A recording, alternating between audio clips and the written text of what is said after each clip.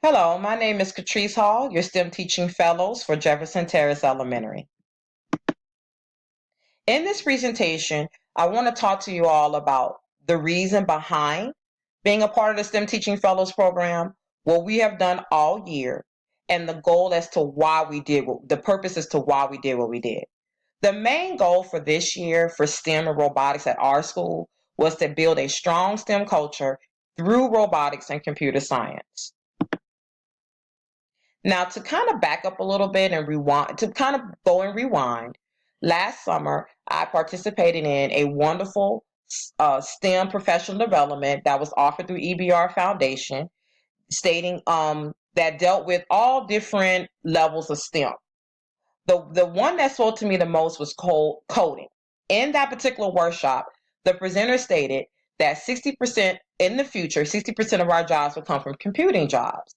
All the other jobs will be dealing with math and science. However, we only have 2% of our students majoring in computer science fields. That right there was mind-boggling to me. And I, as an educator, I felt compelled to do my part and making sure that I can steer our students into the job market where there will be easy access. Also, I wanted to incorporate our science and engineering practices as well as our mathematical practices. These two practices, along with robotics and coding, align, they're cohesive, and it kind of provided a framework for our students as they entered into the STEM Robotics Club. Then I decided, okay, well, how can I keep a record of all of what we're doing? So I created a Google Classroom called STEM, the Jefferson Terrace Elementary STEM Robotics Club. And in this Google Classroom, I asked questions such as, if you had to build a robot, what kind of robot would you build? Different competitions. Voted on t-shirt designs. And I will tell you this much about that question about robotics and what would you do with a robot. It really brought out the STEM empathy in our students at Jefferson Terrace Elementary. I had one of our STEM coaches indicate that she wanted to build a robot for the homeless. I had one say they wanted decomposed waste. I had some say, I have another, my STEM coach state that she wanted to make a website or an app that shows you how to make a robot step by step. So I thought that was a really, really good way of really holding ourselves accountable for the learning and all the happenings in our robotics club. This particular slide, you see some of our STEM robotics club members. Now, this is not all of them. I'm telling you, I had a long waiting list, but this is the bulk of it. These particular students have participated in STEM competitions, robotics competitions, as well as after school trainings. I will tell you right now, these robotic club members also became STEM ambassadors, and I'll talk to you more about that a little later. Now, to birth this whole idea back in August and September, because we did not have the Lego We Do robots, and I will say STEM Up was very kind in loaning us some. I said, well, you know what? Until we get our robots, let's learn how to code first and then build Legos. And then we'll just combine the two, and it will be easy. When we get our robots, it'll be easier to implement. So this right now, you see one of our robotics club members coding. Now you also see our robotics club members building with Legos. Now in this particular image, she's one of our STEM club, robotics club members turned STEM ambassador. This particular student here, very quiet, into her shell. However, she participated, I believe it was October or November, not quite sure, in the Baton Rouge Magnet High School STEM competition. You see both of her designs. The red and white design, that was an egg drop, making sure, building a vehicle for your egg to sit in and it don't crack.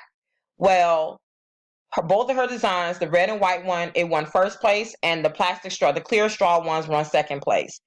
Let me tell you why I think that she won. She started off with robotics and STEM. STEM and robotics have a way of creating habits of mind, such as perseverance, problem solving, and critical thinking. If it's not creating a habit of mind, it's bringing that habit of mind to the forefront. And because of these things, our students did very well in the Baton Rouge Magna High School STEM competition. I had a first place winner in the cup tower. Whoever's tower can be the is dealt with strength as well as height. And we also won first place in the egg drop container. And this is some more pictures of them practicing after school.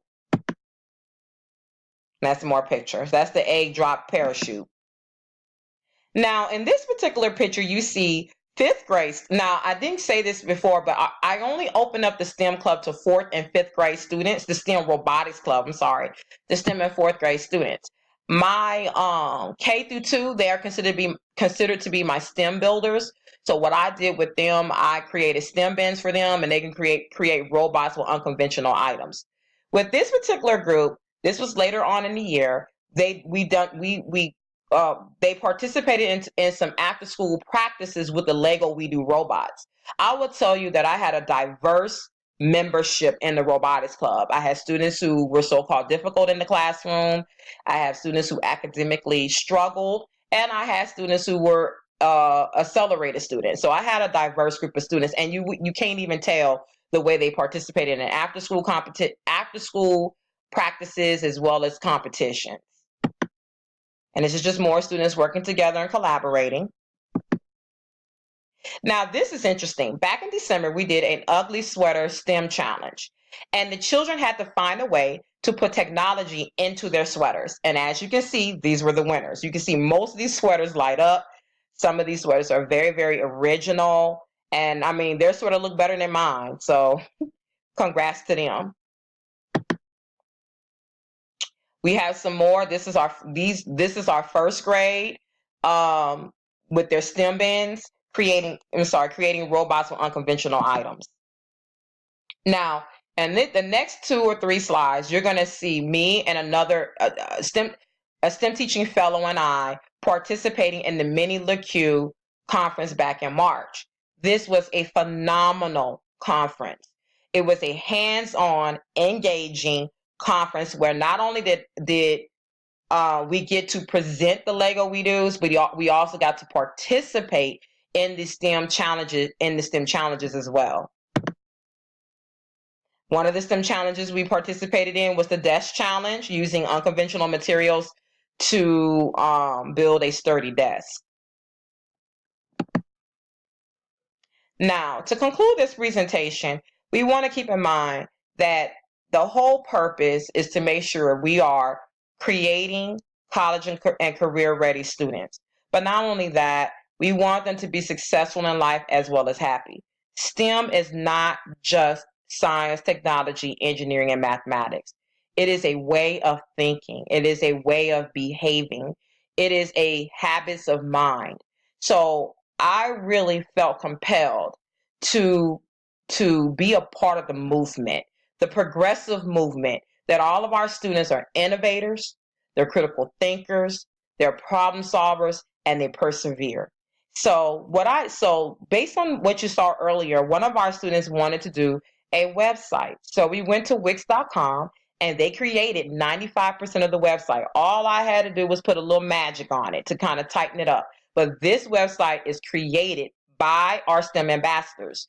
Now, the STEM ambassadors that you saw a few slides back, they were the original members of the robotics club, and they decided they wanted to expand it to third grade.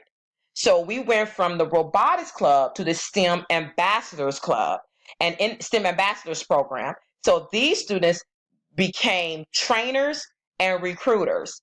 And not only are they training and recruiting students, they're also training and recruiting teachers. This was all done very student-led. The best way to get a STEM culture off the ground at your school or within your community or within your district is to start with the children.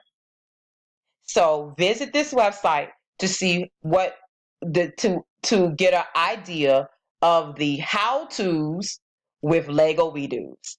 Thank you so very much.